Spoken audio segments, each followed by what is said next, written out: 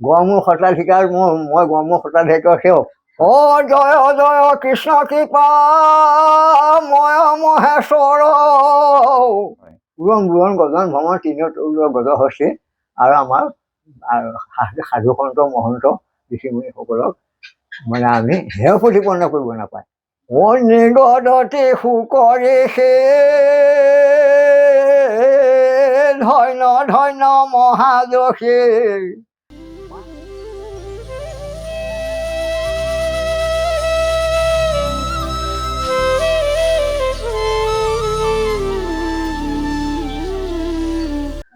আমি আজি আমাৰ নামঘৰীয়া অনুষ্ঠান নিউজ নৰ্থ আছাম নামঘৰীয়া অনুষ্ঠানলৈ আমি যিগৰাকী বয়োজ্যেষ্ঠ পাঠক, তেখেত এগৰাকী পাঠক, সৰ্বজন বিদিত পাঠক আৰু তেখেত নামঘৰীয়া হিচাপে কথাইচুক নামঘৰত তেখেতে দীৰ্ঘকালীন সেই সেৱা আগবঢ়াইছে। আমি সকলোৰে পৰিচিত ভকতি মাৰ্গত আমাৰ এই অঞ্চলত সকলোৱে চিনি পায় তেখেতক। মুখেশ্বৰ বৰা আমাৰ কৃষ্ণ বাপজন। আমি আপোনাক নিউজ নৰ্থ আছাম তৰফৰ পৰা এখনি বস্ত্ৰেৰে আমি আপোনাক সেৱা ধৰিবলৈ অনুমতি বিচাৰিছোঁ। কৃষ্ণ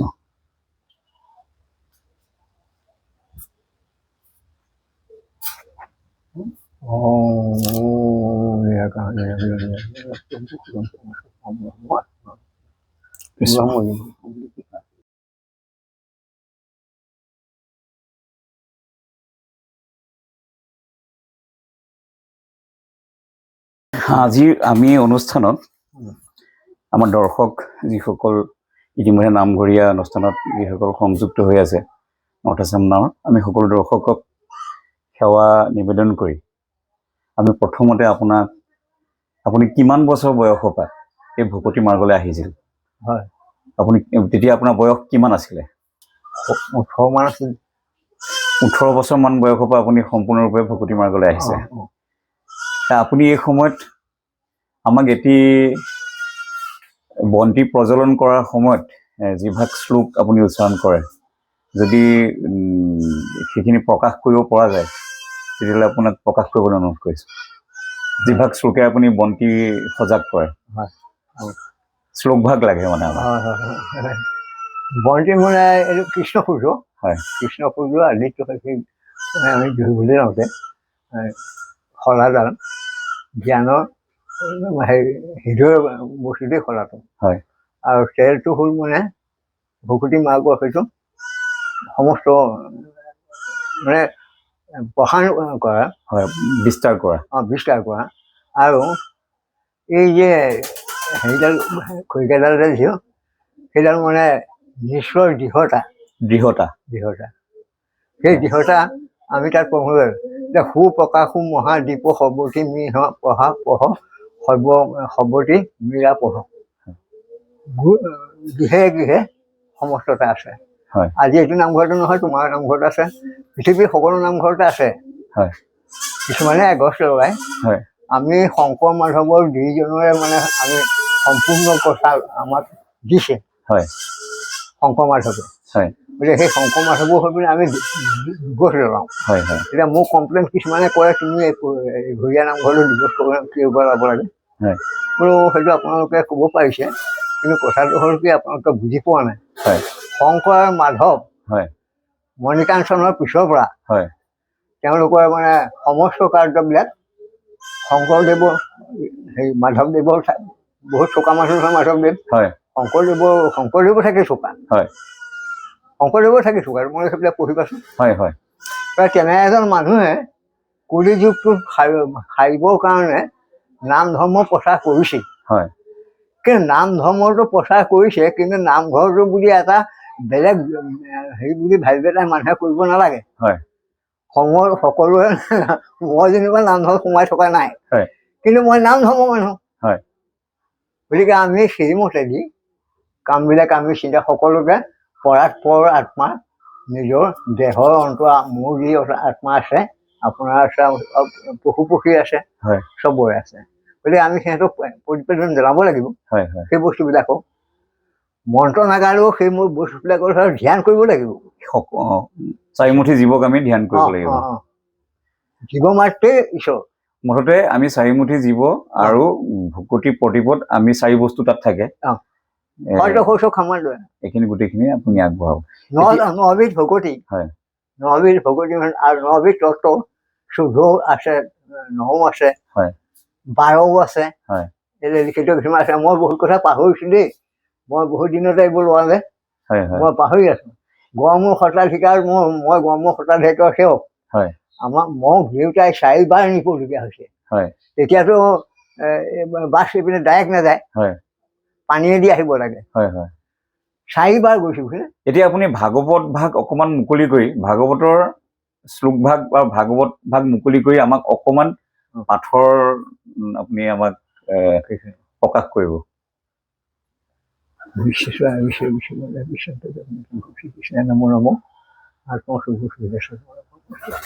অক্ষয় পৰম শব্দ ব্ৰহ্ম পৃথিৱীত বিৰাজমানহে সেই অক্ষৰৰ দ্বাৰাই সকলো জীৱ পশু পক্ষীকে আদি কৰি যাৰ যেনেকুৱা পশু যিটো ব্যৱহাৰ, মই নিশ্চয় যিটো ব্যৱহাৰ, তেনেধৰণে এই ভাগত সকলোৱে প্ৰশংসিত কৰি থৈ আছে আজিলৈকে। আৰু ভাগৱত যেতিয়ালৈকে হ'ব অদ্বৈত ব্ৰহ্ম, আমি এতিয়া অদ্বৈত ব্ৰহ্মটো আমাৰ এতিয়া মানে হেৰিয়ালৈ গৈছেগে, মানে মানুহবিলাক মানে আজিকালি মানে হেৰি হ'ল নহয়, দুখীয়া হ'ল যে। ঠিকে আছে, আমি আপুনি আগবঢ়াওক। তেখেতে যিটো অদ্বৈত ব্ৰহ্মৰ কথা কৈছে, আমি দ্বৈত আৰু দ্বৈত আমাৰ এইটো আমি সম্পূৰ্ণ আহিব লাগে। দ্বৈত বুলি কোৱাৰ লগে লগে দুজন, তুমি নাথ মই নাথ অন্ত। অদ্বৈত বুলি কওঁতে আমি একেজন, আমি ঈশ্বৰ আৰু আমাৰ সত্তা একে হৈ যায়। কিন্তু ভাগৱত ধৰ্মটো হ'ল অদ্বৈত ধৰ্ম। ভাগৱত যিভাগে ল'ব, তেওঁ ঈশ্বৰ আৰু তেওঁ একেটা অংশতে একেধৰণে থাকিব। হয়, আপুনি আৰম্ভ কৰি অকমান আমাক শ্লোক ভাগ আৰু ভাগৱতৰ 1 অধ্যায়। অষ্টাদশ পুৰাণৰ ভিতৰত ভাগৱত পুৰাণ সূৰ্য অৰ্থাৎ জ্যেষ্ঠ আখ্যা দিয়া হৈছে যে 18খন মহাপুৰাণ হৈছে ব্ৰহ্ম, পদ্ম, বিষ্ণু, বায়ু, ভাগৱত, নাৰদীয়, মাৰ্কণ্ডেয়, বৰাহ, অগ্নি, ভবিষ্য, ব্ৰহ্মবৈবৰ্ত, লিংগ, ছন্দ, বামন, কুৰ্ম, মৎস্য, গৰুড আৰু ব্ৰহ্মাণ্ড পুৰাণ। এইবিলাকৰ মিশ্ৰিত কৰি পেলাই সকলোবিলাকে যাৰ যিটো অৱলম্বন কৰিব লাগে সেইবিলাক নিয়ম মাত্ৰ সেইমতে হৈছে। 14 পাৰিষদ নহয়, আৰু 9বিধ ভক্তিত আৰু তেনেধৰণে কথাবিলাক গৈ আছে। ভাগৱত পাঠ কৰোঁতে সাধাৰণতে এই প্ৰথমৰ কথাখিনি বহুতে কেতিয়াও আমি মানে প্ৰথমৰ কথাখিনি আমি নপঢ়ো, চিধাই আমি পাঠলৈ যাওঁ। কিন্তু আচলতে ভাগৱত পাঠ কৰিবলৈ হলে ভাগৱতৰ প্ৰথম কথাখিনি এই গোটেইখিনি যাতে সকলোৱে পঢ়া শুনা কৰে। তেখেতৰ এই অভ্যাস দুটা কথা, এটা হ'ল চশমা নোহোৱাকে আজি 80 ঊৰ্ধৰ এগৰাকী ব্যক্তিয়ে ইমান সৰু সৰু আখৰ ধুনীয়াকে পঢ়িব পাৰে, আমি দেখা পাওঁ। আৰু তেওঁৰ মাত কণ্ঠ আদি আমি আমাৰ দৰ্শকে গম পাব। এইটো আপুনি আগবাঢ়কচোন, এতিয়া অকমান আগবাঢ়ক। এতিয়া এইটো কথা কৈছে যে সগংশ প্ৰতি সগংশ বংশ মবন্তৰাণীশ বংশানু চৈত্ৰং শৈৱ পুৰাণং পঞ্চ লক্ষণ। 5টা লক্ষণত আমাৰ পৰিয়ালবিলাক চলি আছে। 18খন মহাপুৰাণৰ দৰে এই 18খন উপপুৰাণৰ সৃষ্টি হয়। কুৰ্ম পুৰাণত এই 18খন পুৰাণৰ তালিকা এনেধৰণৰ: আইদং সন্ত কুমাৰোক্তং নৰসিংহং তথা পৰম তৃতীয় কাণ্ড মূৰ্ধস্তং কুমাৰেণ তু ভাষিতম চতুৰ্থ শিৱ ধৰ্মাখ্যং সাক্ষানং নন্দীশং ভাবিষ্টম দুৰ্বাসক্ত ওমাশ্চৰ্য নাৰদীয় মত পৰম কপিলং মানৱ স্বয়ম্ভ তথৈ বসন সেবিতম ব্ৰহ্মাণ্ড বাৰণায় কালিকা কাহ বস্য মেহস মহেশ্বৰম তথা সামং সৌৰ এই প্ৰত্যেককেইটা জাতিৰ কাৰণে ভাগৱতখন এইখন একেখনেই ভাগৱত, কিন্তু প্ৰত্যেককেইটা জাতিৰ ভাগৱত এই সেইবিলাক সমষ্টিবিলাক যে লিখিছে এইবিলাক ব্ৰহ্মাণ্ড বাৰণৰ কালিকা কা হব মেষ হব মহেশ্বৰং তথা চাম্বং সৌৰসভাৰ্থ স্বয়ং পৰাশক্ত পৰমং মাৰিচং ভগৱতী হব জামতি। মহাপুৰুষ শ্ৰীমন্ত শংকৰ দেৱৰ কৃত শ্ৰী ভাগৱত প্ৰথম। ওম নমো ভগৱতে বাসুদেৱায়, ওম নমো ভগৱতে বাসুদেৱায়, ওম নমো ভগৱতে বাসুদেৱায়। অখণ্ড মণ্ডলাকাৰম ব্যাপ্তম যেন চৰাচৰম তৎপদং দৰ্শিতং তস্मै শ্ৰী গুৰুবে নমঃ। ধ্যানমূলং গুৰুমূৰ্তি পূজামূলং গুৰু পদমন্ত্ৰমূলং গুৰু বাক্যম মুখ্যমূলং গুৰু কৃপায় কেৱল। ওম নমো ভগৱতে জন্মাদস্য যত হন্মাদি তৰস্য বেদ ভিজ্ঞ চৰাত তেনে ব্ৰহ্ম হৃদা আদি কবৈ মুহন্তি যত তেজ বাঢ়ি মৃদাং যথা বিনিময় যত্ৰতি সৰ্গোহ মিশা ধাৰ্মা স্নেহ সদা সদা নিৰস্ত কুহ কং সত্যং পৰমং ধীমহি। ইয়াৰ মাজত সেইবিলাক কথাবিলাক আমাৰ বিষয় চলাই থাকোঁতে এইবিলাক পদৰ মাজত কোনোবা কোনোবা শব্দবিলাক থাকে। অ ৰাম ৰাম তেজ বাৰী মৃদাং যথা বিনিময় যত্ৰতি সৰ্গোহ মিশা ধাৰ্মা স্নেহ সদা নিৰস্ত কুহ কং সত্যং পৰমং ধীমহি। ধৰ্ম পূজিত ঐকত্যৱৰ্ত পৰম নিৰ্মৎসাং শতাং বেদং বাস্তৱত মস্ত শিৱদং তাপত্ৰণ। শ্ৰীমদ ভাগৱতে মহামুনি কৃতে কিংবা পৰৈশ্বৰ সদ্য গুৰু ধূতে অৰ্থ কীৰ্তি ভিষুষু ভীষ্টত ঘনা নিগম কল্পতর গলিতং ফলং শুক মুখাদ্রত দ্রব্য সম্পৃতম তীব্র ভাগবতং রসমালয়ং মুহৌরহিতা ভূমি ভাগুকা হয়ে। মলা সমূহ গাইছিল। মলা চৰণ কবিৰ প্ৰশ্ন আৰু ব্যাস নাৰদৰ সংবাদ। অ জয় জয় কৃষ্ণ কৃপা ময় মহেশ্বৰ যাৰ আজ্ঞাশীৰে বহে ব্ৰহ্মা হৰিহৰ। দেখিছেনে? জয় জয় কৃষ্ণ কৃপা ময় মহেশ্বৰ যাৰ আজ্ঞাশীৰে বহে ব্ৰহ্মা হৰিহৰ। অ মৎস্যকুৰ্ময় আদি অংশ অৱতাৰ যাৰ ঈশ্বৰ কৃষ্ণক কৌটি কৌটি নমস্কাৰ। নমো নমো মধুমুৰৰিপু মহাহৰি অন্তৰ্যৌতম আতি হয় যাক স্মৰি। সমস্ত জগত নিস্তাৰক যাৰ নাম হেনয় কৃষ্ণক কৰো সহস্ৰ প্ৰণাম। প্ৰভু ভগৱন্ত ভকতৰ নৱনিধি হৰি স্মৰণে আৰম্ভৰ হুক সিদ্ধি। অপৰীক্ষিত মুখ্য কথা দ্বাদশ কণ্ঠৰ কৃষ্ণৰ চৰণে ভনে কৃষ্ণৰ কিংকৰ।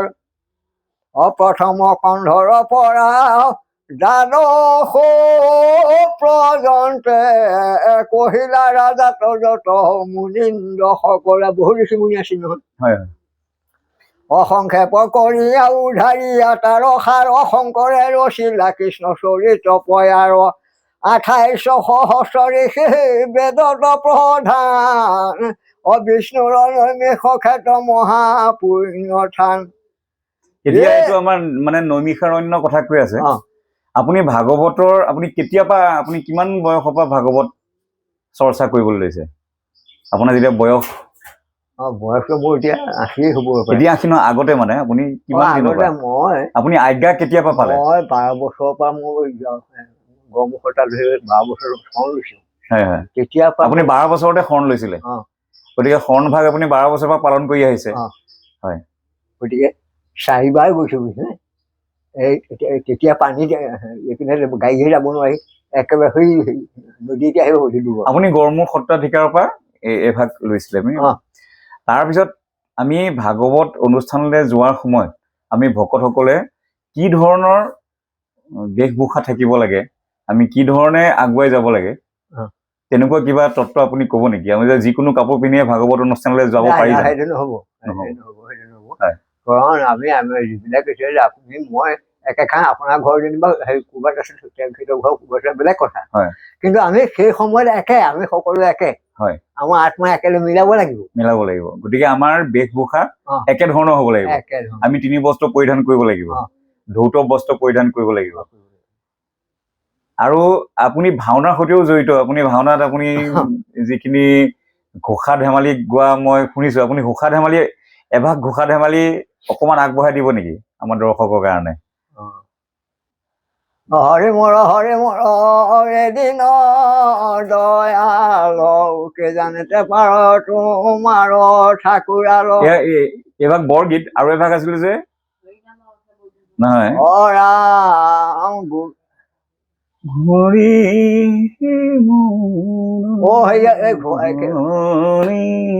হৈলো শৰণ বেলি আৰে মই মোক পাৱে নেপেলাই বা ঠেলি এই ভাগ যিটো হৰিমূৰ শৰণ এই বেলি মই অধমক পাৱে নেপেলাই বা ঠেলি এই ভাগ যিভাগ আমি ঘোষা গাওঁ ঘোষা ধেমালি আমি গাওঁ এই ঘোষা ধেমালি ভাগ গাবলৈ যাওঁতে আমি ভাওনাত যেতিয়া নাটভাগ আমি আগবঢ়াই লৈ যাওঁ তাতো আমি আপোনাক দেখিছো আৰু তেতিয়া ঘোষা ধেমালি গোৱা যিসকল থাকে ভকত তেখেতসকল ভজনীয়া হ'ব লাগে বুলি অকমান এটা আমি শুনা পাইছো ভজনীয়া নহলে ঘোষা ধেমালি ভাগ উচ্চাৰণ কৰা গাব নোৱাৰে পাৰিব কিন্তু মুখস্থ থাকিব পাৰে কিন্তু তেওঁ আহ্বান কৰিব নোৱাৰে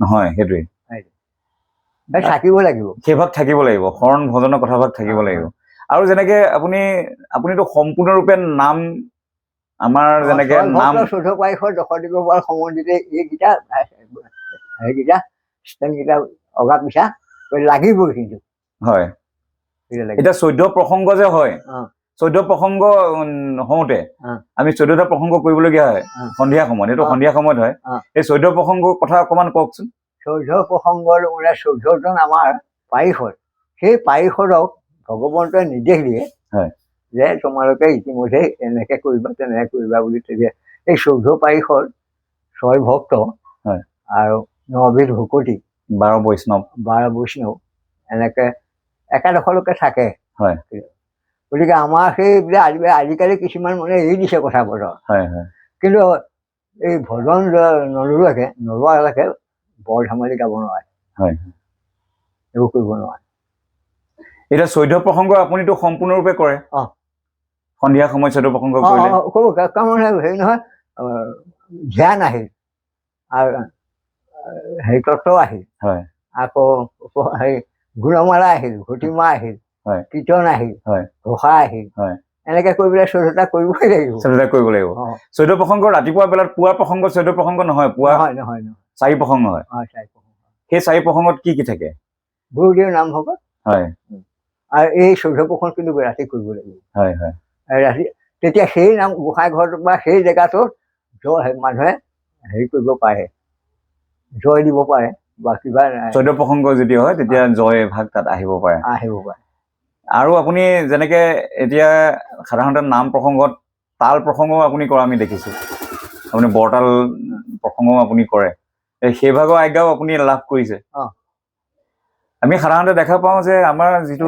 সেইভাগ মানে কথা হ'ল কি সেইভাগ বস্তু বৰ ডাঙৰ কথা কাঁহৰ এটা পৰিস্থিতি আছে কাঁহবোৰ ক'ৰ পৰা ওলাইছে কেনেকে স্মৰণ কৰিম তাল বুলি কৈ পেলাই তাল বজালে নহ'ব নহয় ভটিমা আছে গতিকে এনেধৰণে সেই আমাৰ সমাজ চলি আছে সেইখিনি অকমান ক'ব পাৰিব নেকি মই অকমান পাহৰি থাকো আৰু এটা কথা বাৰু সেইখিনি মুকলিকে কোৱা উচিত নহয় যিখিনি আমি তালৰ প্ৰসংগৰ কথাটো কিন্তু তালতো 4 বস্তু থাকে খোলত যেনেকে 4 বস্তু থাকে তালতো 4 বস্তু থাকে গতিকে আমি তাল প্ৰসংগ কৰিবলৈ যোৱাৰ আগতে আমি আজ্ঞা লোৱাটো খুব প্ৰয়োজনীয় কথা নোহোৱাকে আমি 14 প্ৰসংগলৈ আগবাঢ়ি যোৱা বা তাল প্ৰসংগলৈ আগবাঢ়ি যোৱা ঈশ্বৰটো সাক্ষাৎ হৈ আছে তেতিয়া আমি হেৰি কৰিব শৰণে বহিব লাগিব শৰণে বহিহে আমি তালটোতো বৰ ডাঙৰ বস্তু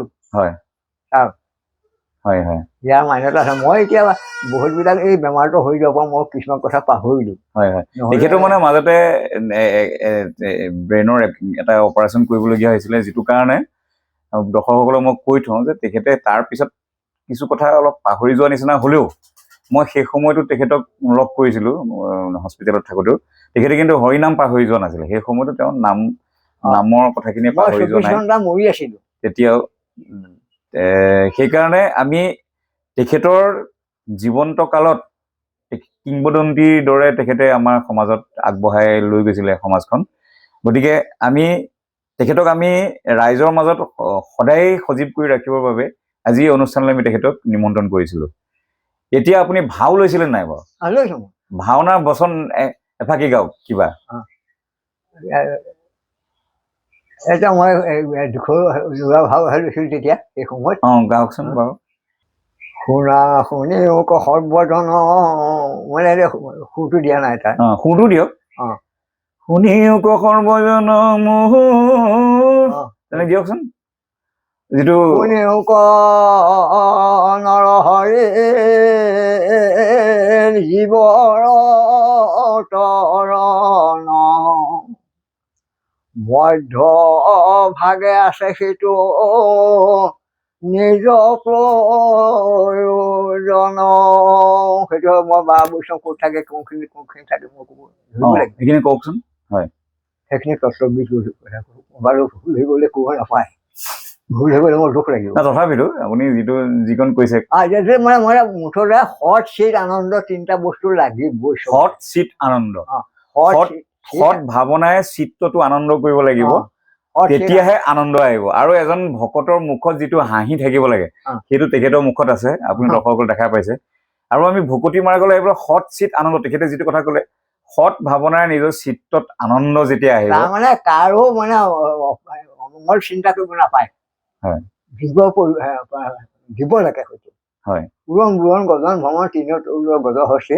আৰু আমাৰ সাধু সন্ত মহন্ত ঋষিমুনিসকলক মানে আমি হেয় প্ৰতিপন্ন কৰিব নাপায়। আৰু এতিয়া সেইকাৰণে কলিযুগটো হ'ল কি, মানে কিছুমান চবৰে নহয়, সেইটো কলিত চবৰে তেনেকুৱা হোৱা নাই। বহুত মানুহ কিন্তু দুৰ্দান্ত হ'ল। আপুনি আমাৰ ইয়াত যদিও হয়, আপুনি ছবি এভাগ আপোনাৰ ফালৰ পৰা আগবঢ়াওকচোন, ছবি সুৰভাগ। নিগদতি সুকৰি ধন্য ধন্য মহাযশী মাধৱৰ দাস নিপভৰ। কাৰাস মাধৱ তজোবানী শুনিয়াতি ভৈলো আনন্দিত মতি, অবাবেলৈও প্ৰশ্ন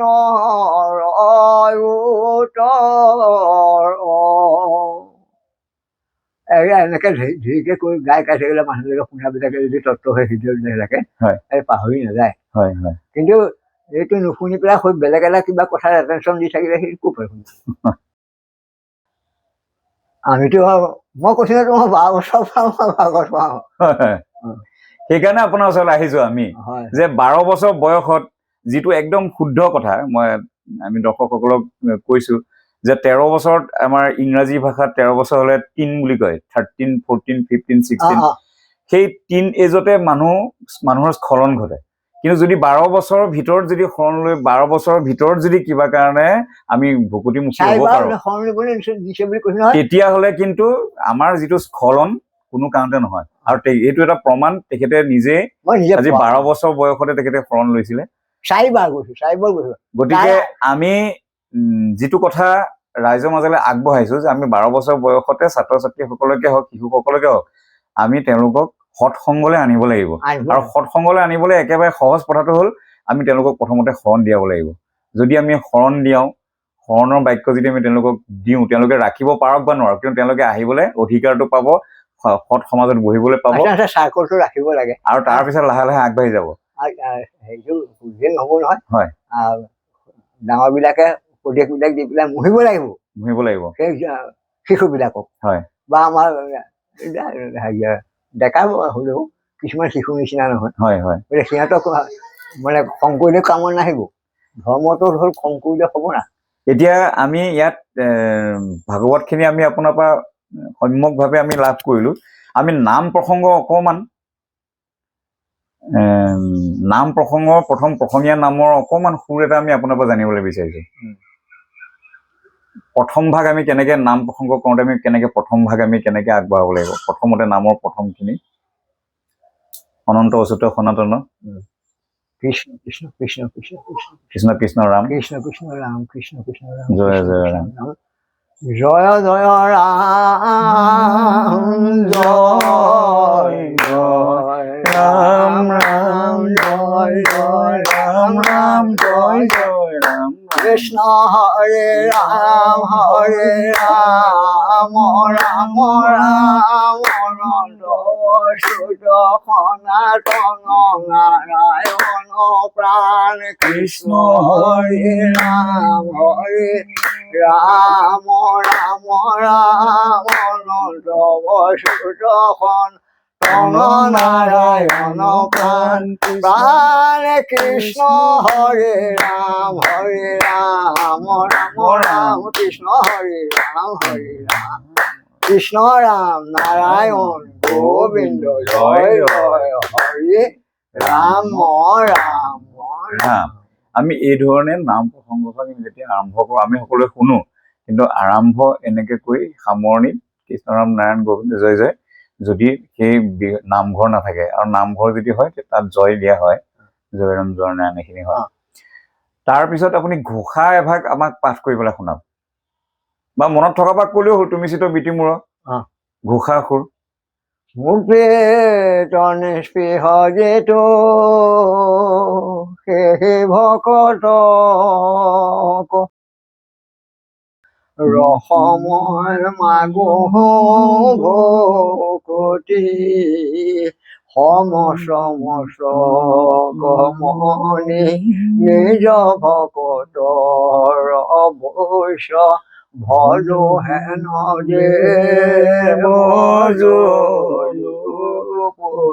ৰাম ভজো হেন দেৱ ঘোষাবিলাক জোহাৰি যাব লাগিব। হয়, তাৰপিছত আপুনি লেচাৰী ছন্দত অকমান দিয়কচোন। কৃষ্ণয়ে কলে দুখ কাল মায়া দিও অধিকাৰী কৃষ্ণ বিনে শ্ৰেষ্ঠ দেৱ নাহি সৃষ্টি অন্তকাৰী দেৱ তান্ত বিনে নাহি কেব জানিবা বিষ্ণু হে সমস্ত জগতে ৰাম জানিবা বিষ্ণু হে সমস্ত জগতে দোহাৰিব লাগিব। তাৰপিছতে ঘোষাৰ যিটো পদ প্ৰকৃতি পুৰুষ দুয়ো, প্ৰকৃতি পুৰুষ দুয়ো নিয়ন্তা মাধৱ সমস্তৰে আত্মা হৰি পৰম বান্ধৱ। আমি ঘোষা যিখিনি বন্ধা সুৰ থাকে এয়া আমি সেই তলসুৰ আকৌ আমি যে গালো সেইবোৰ আকৌ এবাৰ ধৰিব লাগিব। সমস্তৰে আত্মা হৰি পৰম বান্ধৱ। এইভাগ হ'ল পদৰ সুৰ। আমি এনে সাধাৰণতে কীৰ্তনৰ পদৰ সুৰ বেলেগ, ভাগৱতৰ পদৰ সুৰ বেলেগ আৰু ঘোষাৰ পদৰ সুৰ বেলেগ। কিন্তু এই কথাটো আমাৰ দৰ্শকসকলেও জনা উচিত যে ঘোষাৰ পদৰ সুৰ পদে হয়, লেচাৰী সুৰটো বেলেগ, এইটো বেলেগ, তাৰপিছতে কাকতি ঘোষাৰ সুৰটো বেলেগ। কিমতে ভকতি কৰিলো তোমাৰ হৰি মই মোৰ সমতি নাজানো তাৰ উপায় ৰাম ৰাম। সেই ভাগ হ'ল কাকতি ঘোষা সুৰ। তাৰপিছতে ব্ৰহ্মা আদি কৰি সেইটো লেচাৰী সুৰ হ'ল। তেনেকে আমি যিখিনি সুৰ আছে ঘোষাৰ, এই গোটেই সুৰখিনি যে পৃথক পৃথক, এই কথাখিনিও আমাৰ দৰ্শকসকলে সকলোৱে অনুভৱ কৰিব নিৰ্দিষ্টভাৱে। আমি এতিয়া আমি তেখেতৰ পৰা যেনে ধেনু জেনমতে বৎসক পালে তুমি সেইমতে আমাক তেনেকেই পাই দিয়ে। হয় হয়, গতিকে আমি সেইবিলাক তথ্য ৰাখিব লাগিব, তথ্যখিনি ৰাখিব লাগিব। এতিয়া আপুনি আমাৰ নতুন প্ৰজন্মৰ কাৰণে পাঠক যিসকল আগবাঢ়ি আহিছে তেওঁলোকে কি ধৰণৰ নীতি পালন কৰিব বা তেওঁলোকে কেনেকে আগবাঢ়ি যাব তাৰ অকণমান কথা আপুনি কওকচোন আপোনাৰ ফালৰ পৰা। নতুন পাঠকসকলৰ উদ্দেশ্যে আপোনাৰ কিবা ক'বলগীয়া আছে নেকি? কৰিবলগীয়া আছে। হয়, তেখেতসকলে পাঠ কৰিবলৈ আহিলে যদি আচলতে তেখেতৰ মনটো কেনেকে আহিছে, হয়, নিৰ্মল হ'ব লাগিব, নিয়ন্ত্ৰণ কৰিব লাগিব মনটো কেনেকে আহিছে। আৰু ইমান তথালিকেতো এটা শিশু লৈ বা অকণমান সৰু এটাই পঢ়িবলৈ আহিলে তাক তথ্যটো ফটকে দিব নোৱাৰি নহয়, তাক সুধিব লাগিব, সেইবোৰ চাব লাগিব।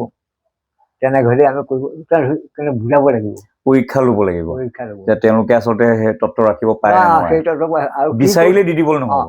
ঘৰত মানে কি কৰিছে তাকো ঘৰৰ কথাটো চাব লাগিব, ঘৰৰ মা দেউতাকে কি কৰিছে আৰু সি কি ব্যৱহাৰ কৰিছে, সি কেনেকুৱা কৰিছে, ল'ৰাটোৱে বা ছোৱালীজনী ইনকুৱাৰী কৰিব লাগিব। আমাকতো ইনকুৱাৰী কৰিছিল নহয়, আমাকতো বহুত ইনকুৱাৰী কৰিছে, ইনকুৱাৰী কৰিছিলে, আমাক বহুত ইনকুৱাৰী কৰিছিলে তেতিয়াই এদিন, ধেমালি কথা নহয়। কিবা ঈশ্বৰৰ কৃপা আছে কাৰণে 2-4টা কথা হেৰিত সোমাল। আৰু আমি আমাৰ অনুষ্ঠান আজি আমি ইমানতে সামৰণি মাৰিম। সামৰণিত আমি এভাগ ঘোষা দুইজনে আমি আওৰাম। অপৰাধ বিনাশন।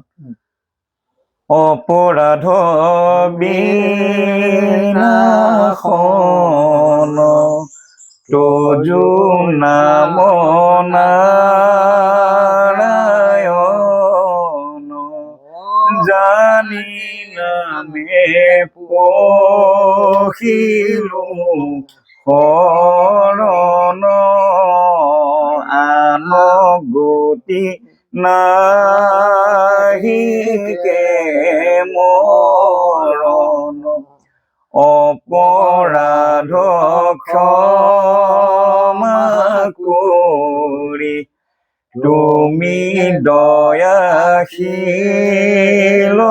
হৰি মোক ৰক্ষা কৰি চৰণে ৰাম মোক ৰক্ষা কৰি চৰণে। কৃষ্ণ কৃষ্ণ হৰি।